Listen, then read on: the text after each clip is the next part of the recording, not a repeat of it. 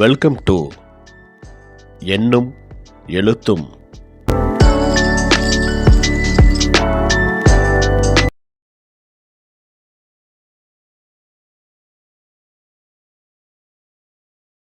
ஆசிரியர்கள், பெற்றோர்கள் அனைவருக்கும் வணக்கம்.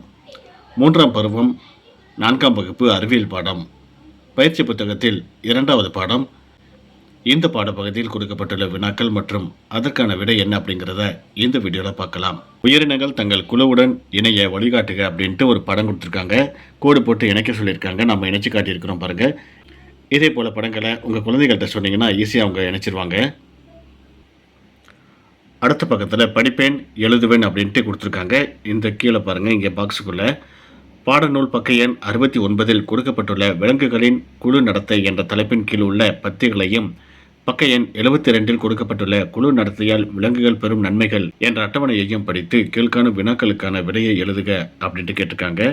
கீழே பாருங்கள், முதல் கேள்வி, குழு நடத்தை என்றால் என்ன? உணவை தேடவும், வாழிடங்களை தேர்ந்தெடுக்கவும், தமது இனத்தை பாதுகாக்கவும் மற்றும் பேணுவதற்கும் விலங்குகள் சேர்ந்து வாழ்கின்றன.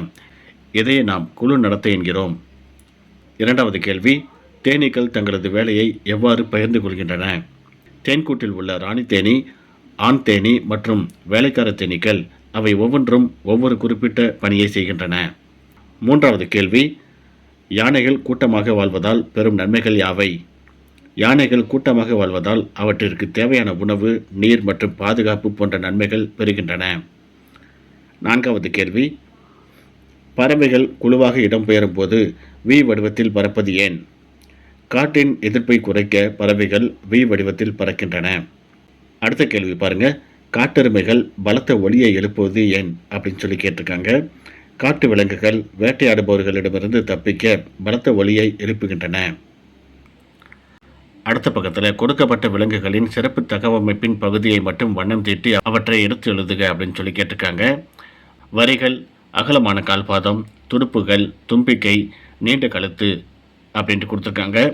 இந்த 5 உறுப்புகளையும் நம்ம எடுத்து கீழே பொருத்தமான இடத்துல எழுதியிருக்கிறோம் பாருங்கள். தும்பிக்கை யானைக்கு பக்கத்தில், அகலமான கால்பாதம் ஒட்டகத்துக்கு பக்கத்தில், புலிக்கு பக்கத்தில் வரிகள், நீண்ட கழுத்து ஒட்டகச்சிவிங்கி அதுக்கு பக்கத்தில், மீனுக்கு பக்கத்தில் துடுப்புகள். இந்த மாதிரி பொருத்தமான படத்துக்கு பக்கத்தில் அந்த வார்த்தைகளை நம்ம எழுதணும். இதே போல் உங்கள் குழந்தைகளை எழுத சொல்லுங்கள். கொடுக்கப்பட்டுள்ள குறிப்புகளை கொண்டு விலங்குகளின் பெயரை கண்டுபிடித்து கட்டத்தை நிரப்புக அப்படின்னு கேட்டிருக்காங்க. நாம் நிரப்பியிருக்கிற பாருங்கள். கீழே குறிப்புகள் கொடுத்துருக்காங்க. குறிப்புகளை முதல்ல உங்கள் குழந்தைகளை படிக்க சொல்லுங்கள்.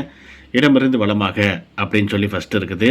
இதை படித்து பார்த்துட்டு அந்த குறிப்பை பயன்படுத்தி சரியான பதிலை கண்டுபிடிக்க சொல்லுங்கள். கண்டுபிடித்த விடையை மேலே கொடுக்கப்பட்டுள்ள இந்த கட்டத்தில் நிரப்ப சொல்லுங்கள். பறவைகளை அவற்றின் சிறப்பு தகவமைப்புடன் பொறுத்துக அப்படின்னு சொல்லி கொடுத்துருக்காங்க.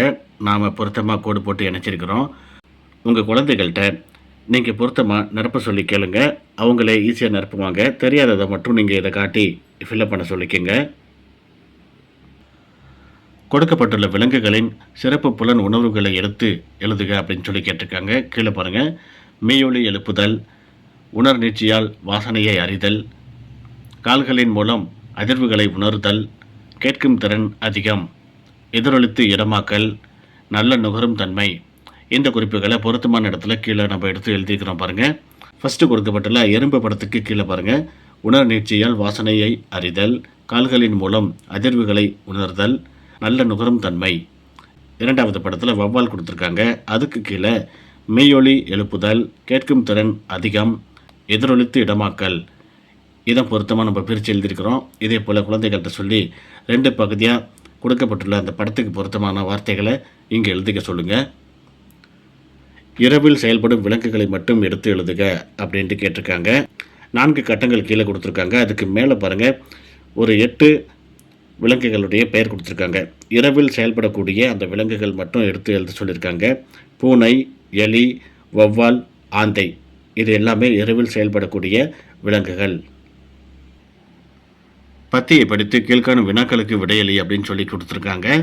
கீழே பாருங்கள், ஒரு பத்தி கொடுத்துருக்காங்க. இந்த பத்தியை உங்கள் குழந்தைகளை படிக்க சொல்லுங்கள். அந்த பத்தியோட தொடர்ச்சி இங்கே அடுத்த பக்கமும் இருக்குது. இதையும் படிக்க சொல்லுங்கள்.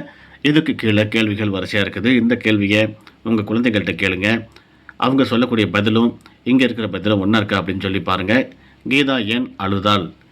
கீதா ஓட்டப்பந்தயத்தில் வெற்றி பெற முடியவில்லையே என எண்ணி அழுதாள். இரண்டாவது கேள்வி, கீதாவை அவளது அம்மா எவ்வாறு கவனித்துக் கொண்டார்? புதிய காலணிகளை வாங்கி கொடுத்தால், பழச்சாறு தயாரித்து கொடுத்தார். மூன்றாவது கேள்வி, பத்தியில் குறிப்பிடப்பட்டுள்ள சமுதாயத்தில் வெற்றிகரமாக வாழ உதவும் பண்புகள் யாவை? அடுத்த முறை போட்டியில் பங்கேற்று வெல்வேன் என்ற மன உறுதி. நான்காவது கேள்வி, பட்டியலில் உள்ள ஆற்றல் தரும் உணவுகளை எடுத்து எழுதுக. முட்டை, பால், பழம். வளர்நெறி மதிப்பீடு ஆவணா 2 அப்படின்ட்டு கொடுத்துருக்காங்க. இதுக்கு கீழே உள்ள கேள்விகள் மற்றும் விடைகளை இப்போ பார்க்கலாம். சரியான விடையை தேர்ந்தெடுத்து விடைத்தாளில் நிழலிடுக அப்படின்னு சொல்லி கேட்டிருக்காங்க. முதல் கேள்வி பாருங்கள், சிறிய மீன்கள் ஒன்றாக சேர்ந்து இடம்பெறும் போது பெரிதாக தெரிவதால் ஏற்படும் பயன் என்ன? பாதுகாப்பு. இரண்டாவது கேள்வி, கண்ணன் மாலை நேரத்தில் விளையாடி கொண்டிருந்தான். அவன் பறவைகள் வி வடிவத்தில் வானில் பறப்பதைக் கண்டான். அவை இவ்வாறு பறக்க என்ன காரணம்? ஆற்றலை சேமிப்பதற்காக. மூன்றாவது கேள்வி, ஒரு குழுவில் உள்ள அனைத்து யானைகளும் யாருடைய கட்டளைக்கு கீழ்ப்படுகின்றன? பெண் யானை. நான்காவது கேள்வி, கோடை காலங்களில் நாய்கள் நாக்கை தொங்க விடுவதற்கான காரணம் என்ன? உடலின் வெப்பத்தை குறைப்பதற்காக. ஐந்தாவது கேள்வி, கூற்றுகள் கொடுத்துருக்காங்க பாருங்கள். வரி குதிரையின் மேல் கோடுகள் இருந்ததால், பிற விலங்குகளுக்கு தெரியாதவாறு மறைந்து கொள்ள அக்கோடுகள் உதவுவதால் அப்படின்ட்டு 2 கூற்றுகள் கொடுத்துருக்காங்க. 2 கூற்றுகளும் சரி.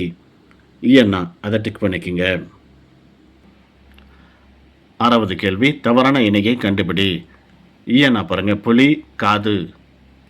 ஏழாவது கேள்வி, சந்திரா தனது வீட்டில் சர்க்கரை இருந்த பாத்திரத்தில் எறும்புகள் இருப்பதை கண்டால் எறும்புகள் எவ்வாறு சர்க்கரை இருக்கும் இடத்தை அறிந்தன? உணர்நீட்சியால். எட்டாவது கேள்வி, மீயொலியை எழுப்பி தன் பாதையில் உள்ள பொருட்களை தெரிந்து கொள்ளும் விலங்கு எது? வௌவால்.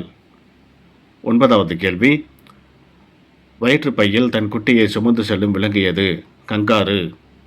10வது கேள்வி, கீழ்காண்பனவற்றுள் எவை தங்களது இளம் உயிர்களை பராமரிக்கின்றன? மனிதர்கள், கங்காரு, பசு அப்படின்ட்டு கொடுத்துருக்காங்க. அடுத்தது, இவை அனைத்தும் அப்படின்ட்டு ஈயனா கொடுத்துருக்காங்க. இவை அனைத்தும் அப்படிங்கிறது தான் சரியான பதில்.